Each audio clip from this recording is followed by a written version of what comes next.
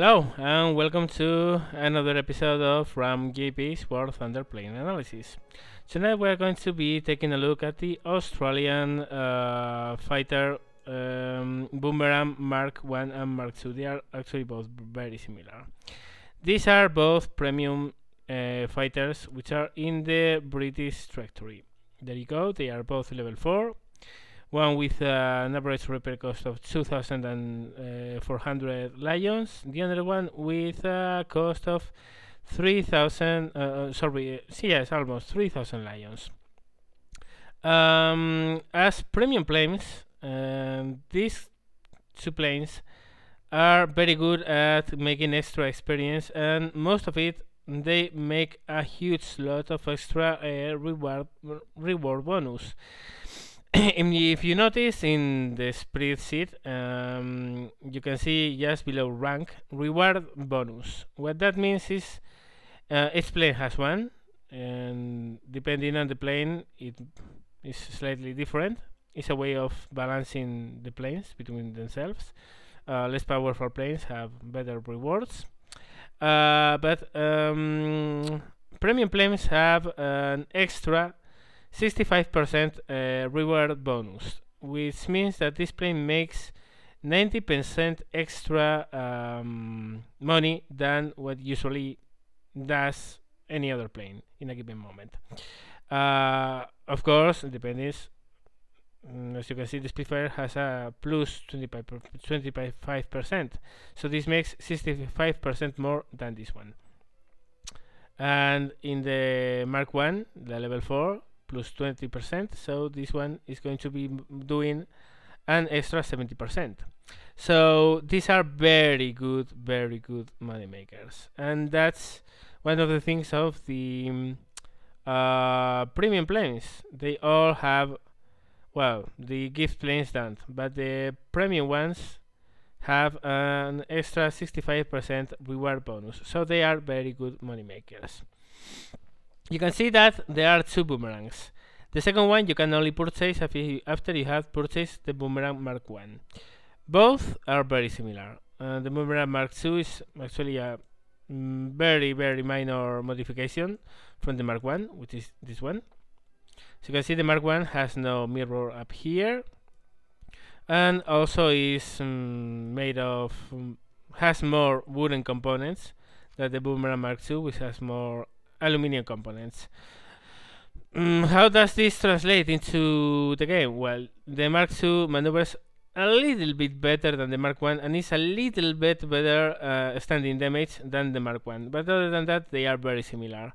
I got them both mostly for the sake of this analysis. I already had the Boomerang Mark 1 and I got the Mark II, so you could have an overall look at the planes, at both of them, and exactly how they compare with each other. They actually are very similar. The performance are basically the same. They are almost as fast one to another, and as such they are basically twins. So it's like having the German 3 at level 7, the 109 F4 and F4 Trop.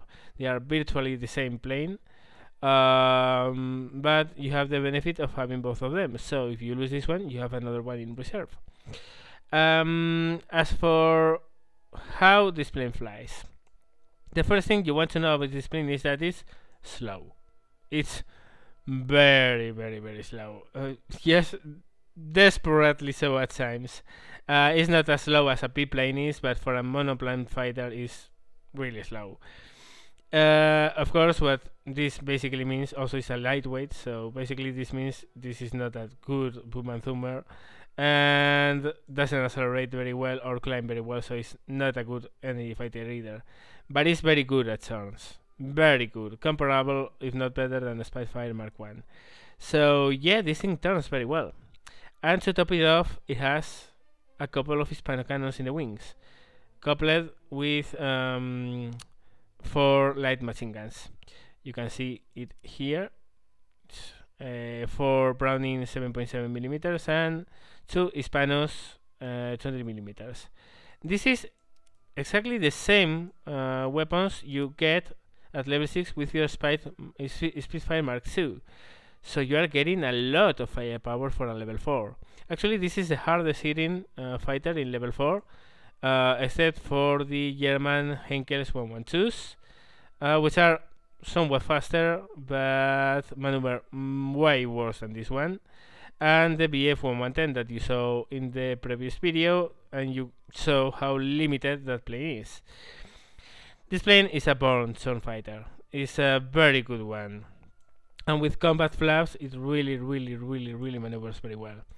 But its main feature are these two bodies here. This thing for a level 4 hit very hard.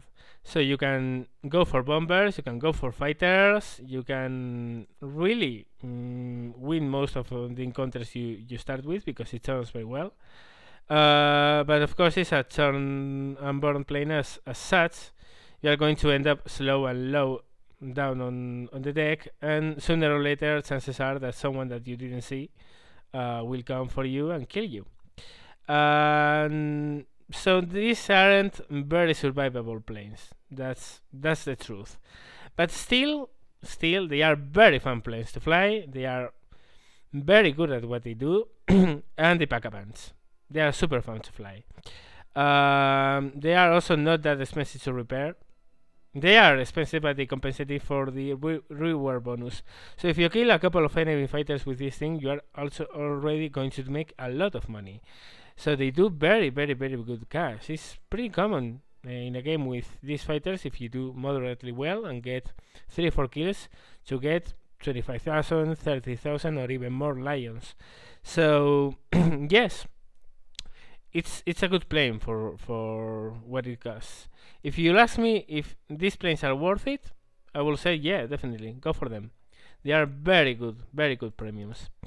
So well, that's mostly it for the general overview of the plane. So let's go and see some games with it.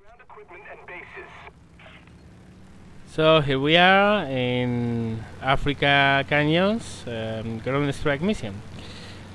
Well, you know, I always go up first. The first thing you want to do with these fighters is use those 20mm guns to try to go for the bombers, or for enemy fighters that are a high valuable threat for your own team. So well, that's it. Just climbing and then going horizontal. Just see, it doesn't accelerate very well. It's not going to be very fast. But this plane is not about speed, it's about turning, so yeah, still is good enough. Just now we see a Buford, CR-42, that's a big plane. And well, just deciding what we are going to go for. It's very important for you to keep track on what's around you in this plane, because you can't really escape from anything that's going for you. So if an enemy fighter is coming for you, you are going to be forced to engage him. You can't dictate the terms of your engagements. You are always depending on the other guy. So well, here I am diving on the CR-42. Get some good hits on him, kill him in a frontal pass, and go on and move on to the Buford there. The thing with this plane is, well, you're going to see it during the game. Diving bombers are super hard to catch, because this plane is not fast, doesn't build the speed very well in the dive. So if a bomber is very fast, when you intercept him, it's going to be very hard to catch up. Just notice here, the guy just went past me, now goes in a dive, and he actually is winning distance from me. So yeah, you've got the punch, but you are going to suffer to come close enough to put it into use against enemy bombers that try to get away from you by diving.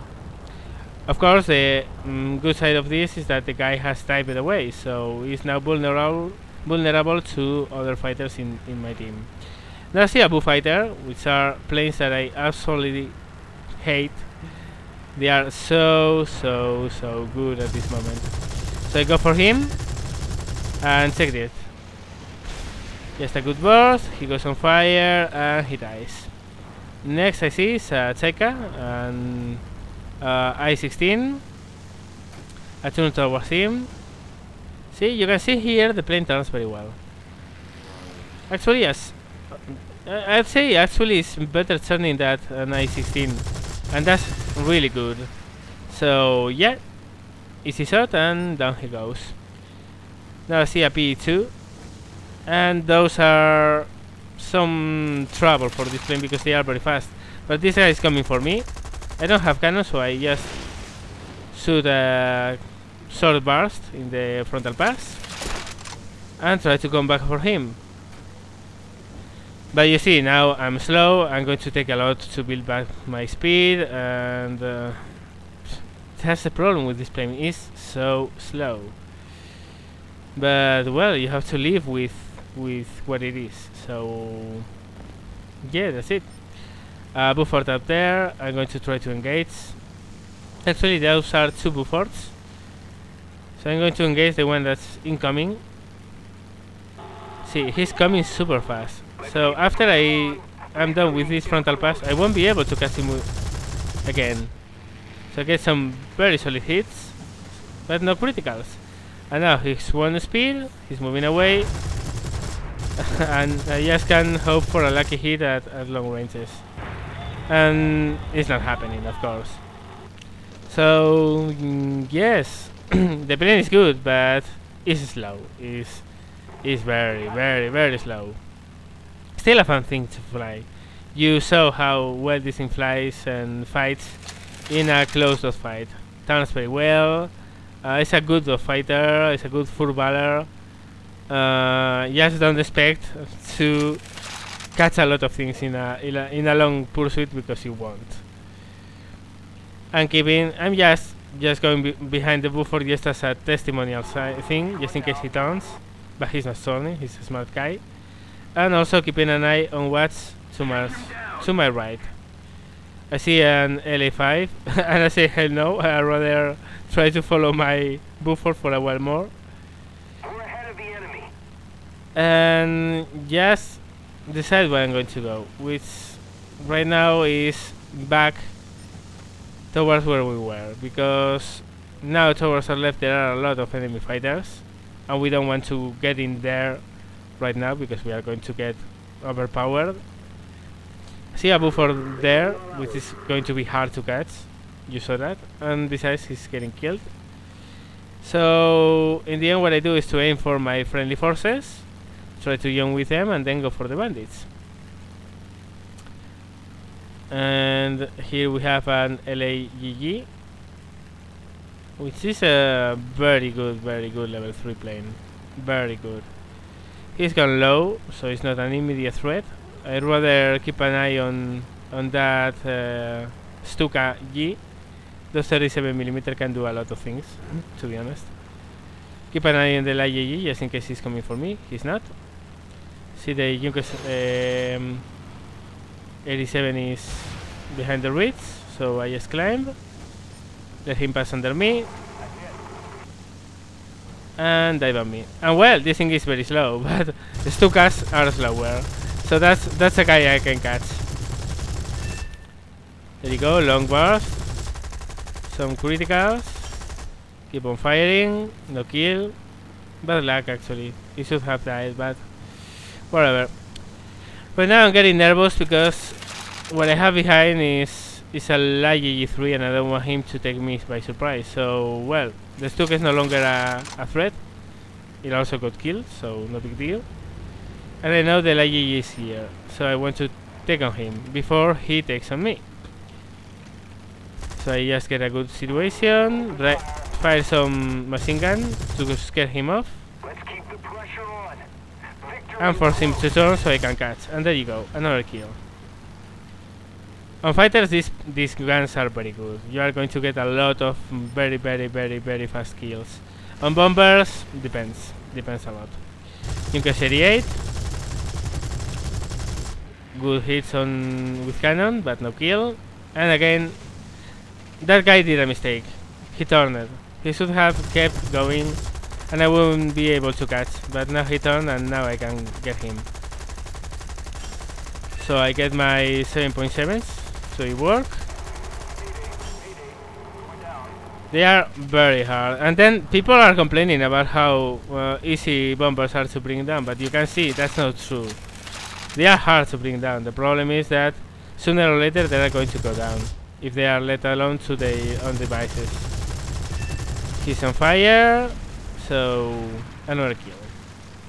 And now I see the whole bloody 7 of cavalry coming for me, and well, that BF 109 gets a good hit on me, gets my wing ripped off, and I die. Next mission, now we are in port. This is a map I don't really like that much because you can prepare, so any damage you stand in the engine is going to mean you're basically dead. But well, it's a fun map otherwise. This one is one of those games, maps, where you are always going to find some heavy activity. Down low in the airbase, there is always a very furious football going on. So, well, right now I'm just aiming for going through the enemy fighters and try to get their bombers. I see a Yak 3, which is a very dangerous opponent. So I just keep an eye on him, just in case he's coming for me. I make sure he's not, and just move my plane to get some altitude and to get ready for the incoming bombers, which are there: AR-2, S-75, and Stuka.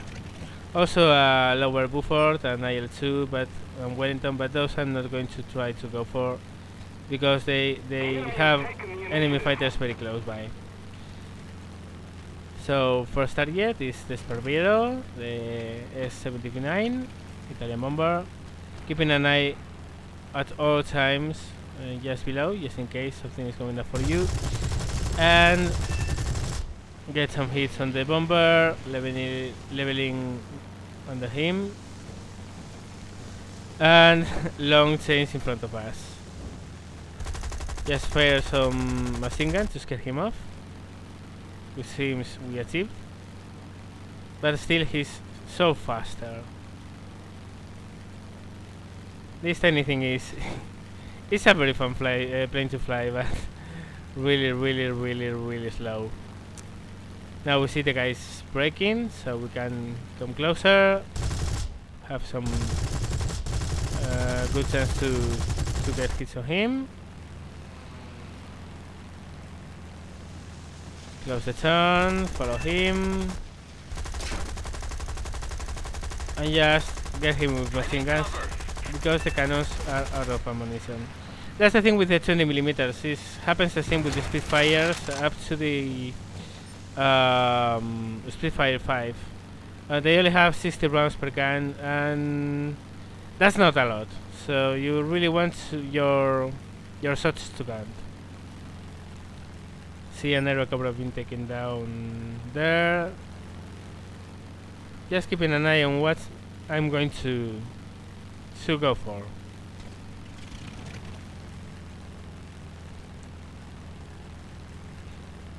Also now you see in a dive, the plane at first picks up speed more or less pretty well, but after a while it really stops getting a speed, so it's not a good diver. Still good enough to get a Stuka and use the extra energy as well to go up back to altitude.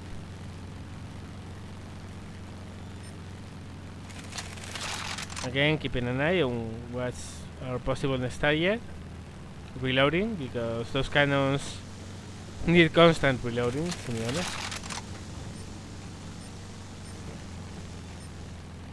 And again, look and decide what is going to be our target. I see an Aerocobra, which is seemingly coming for me. Actually he is. So I go down, I avoid his head-on, and close the fight with him with a barrel roll. You see how well this thing turns. Just the first pass, and I already got a good solution on him. Coming again. This time he actually crossed very well, so well. Again, have a good solution, some hits. Probably no cannon hits, however. Close the turn using the vertical.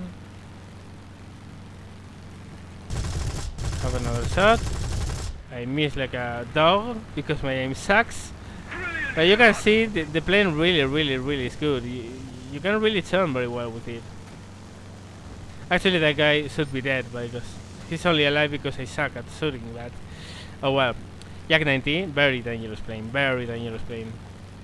but too low, giving me a bad angle, and I don't want to get low and slow with so many enemies close by.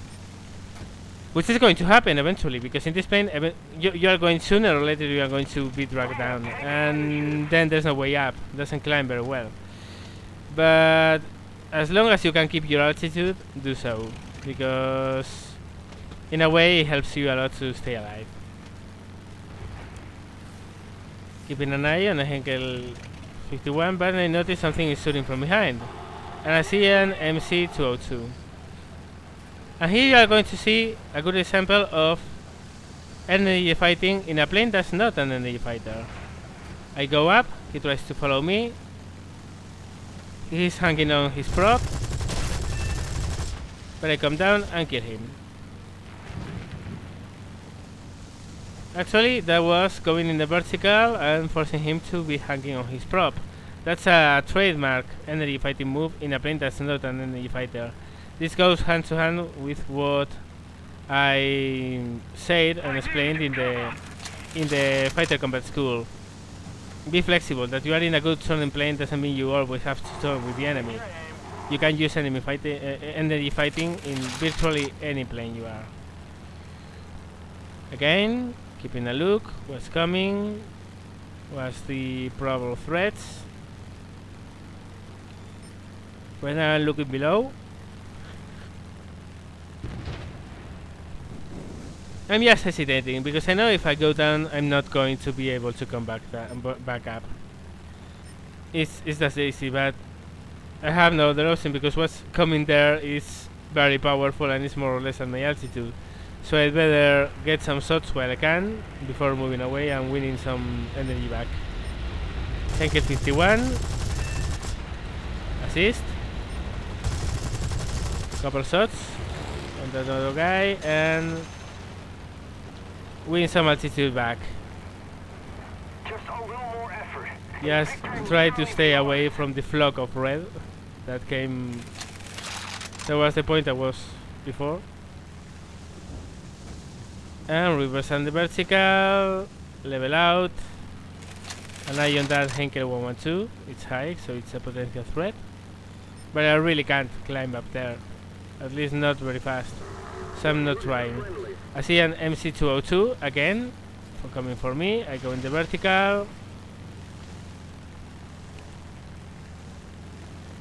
He has the energy to close with me, so this time what I do is for the turning. The 202 turns very well, but the Boomerang is not a bad turner at all. So I just close the fight, and a friendly actually kills him.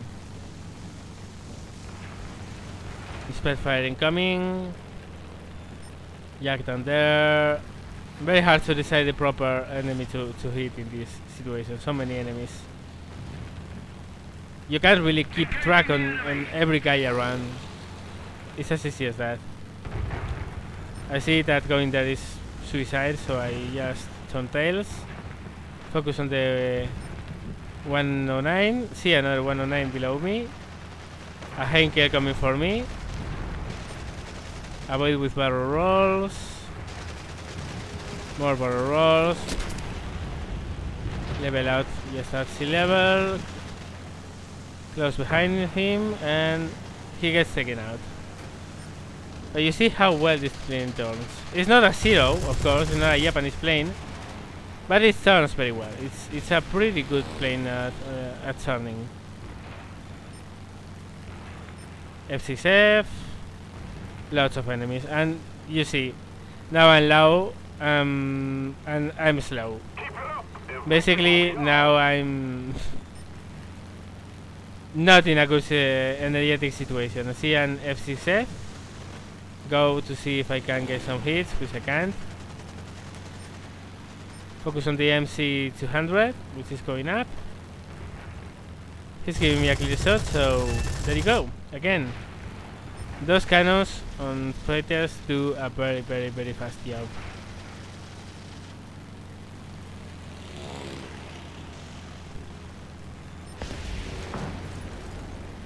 Yak 1 focused on the sidecar. Going up, winning a good fighting position. Totally blowing because my aim sucks. But well, I'm still on high 6. And he's going to have it very, very, very, very hard to take me off. He can try to run away, but I'm very close, so I have a good window of opportunity to kill him. And he's not getting away. Not anymore, because I got cannon. Of course, a kill stealer wannabe. That doesn't get his chance, so well. And now, well, I told you, you are turning, you are low, you are slow. Sooner or later, someone you don't expect will come for you and kill you. But well, at least he got taken off as well. And it was a fun plane, a fun fight. So, yep. And back to hangar. Yeah, well, you saw that. This plane is not very survivable, because sooner or later you are going to get into big trouble you can't get away from, because it's very slow. But yeah, those things do a lot of damage, and they kill very fast. And also turns very well, so it's a very fun plane to fly. And also goes very well with the rest of the lineup. I mean, by level 4, you'll be flying Spitfire Mark 1s, Hurricane Mark 3s, Mark 2s, sorry. And those are some fighters mostly, so this goes very well with the theme of the Royal Air Force fighters at this level. Of course, this is not an Royal Air Force plane, this is a Royal Australian Air Force plane. And but well, it's in the trajectory of the British planes, so well, yep. Well, I think this is pretty much it for this video. I hope you enjoyed. I hope you can see more or less what this plane can do. And if you liked it, please give me the thumbs up, always helps. If you have any questions, comments, any requests for a plane to be reviewed, please let me know in the comment section below. And if you haven't yet and you want to see more of these videos, by any means, subscribe. So well, thank you very much for watching, and see you later.